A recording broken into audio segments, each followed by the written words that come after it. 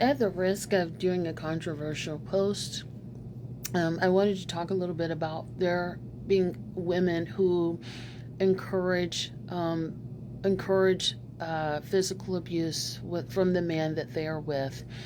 Hi, my name is Dr. Natalie Jones. I'm a licensed therapist. I've been counseling women and men who have experienced abuse as well as those who have been perpetrators of abuse and other violent crimes. One of the things that I wanted to talk about was, women who are extremely toxic, women who are extremely aggressive or narcissistic, that are in a relationship with a man, and on the surface, it might look like it may appear to be domestic abuse where it's like battered women syndrome or something like that. But it's actually a woman who thrives and encourages a man to be physically abusive towards her. And I'm going to tell you how I know, because there's when you're working with narcissistic or personality disorder, particularly cluster B personality disorder people. So that would be narcissistic, antisocial, borderline, histrionic, personality disordered people. The hallmark of that of those is that they like attention. It does not matter if that attention is positive or negative. They thrive off of getting attention out of that relationship, or any relationship, really, being the center of attention, positive or negative. And so, one of the things that I've noticed in working with women like this, they will usually tell you, I egged him on.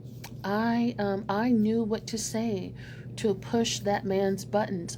I knew how he was going to react. So they will say something like that. It will never be, it's never, I won't say it's never, but it's less fear-based and more like, I knew that if I said X, he was going to do Y, and I did it. I would do it anyway. I would do it intentionally. That's sign number one. Number two is, how they move when they leave the relationship with said abusive man. So, what I mean by this is, you can tell a lot about a person by how they leave in a relationship where physical abuse occurs.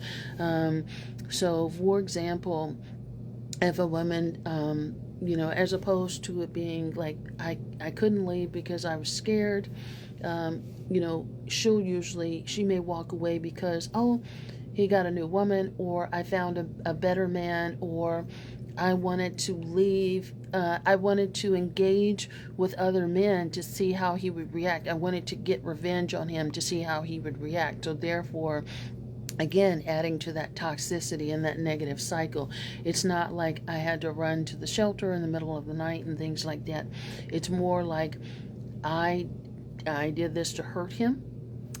His resources were tapped out, or I found someone better. Usually there's like another man, so I'm going to leave him and go right on to somebody else.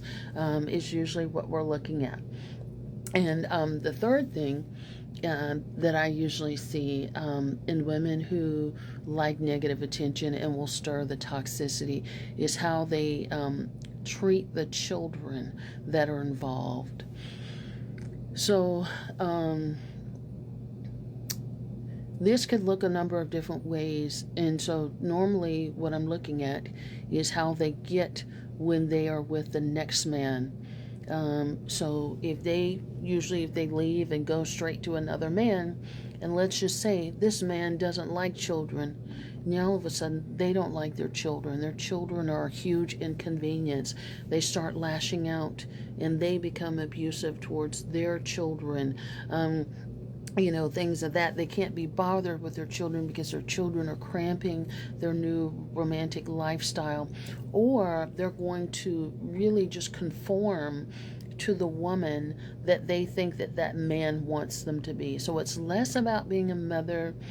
It's less about fostering the relationship with your children, and more about catering to the next man.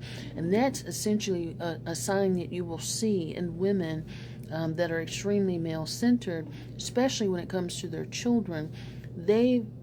They only view children as an object of their man's desires. So if their man wants children, then they want children. If that next man doesn't want children, then they don't want children.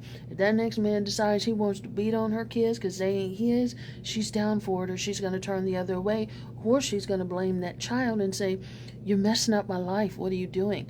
That sort of thing.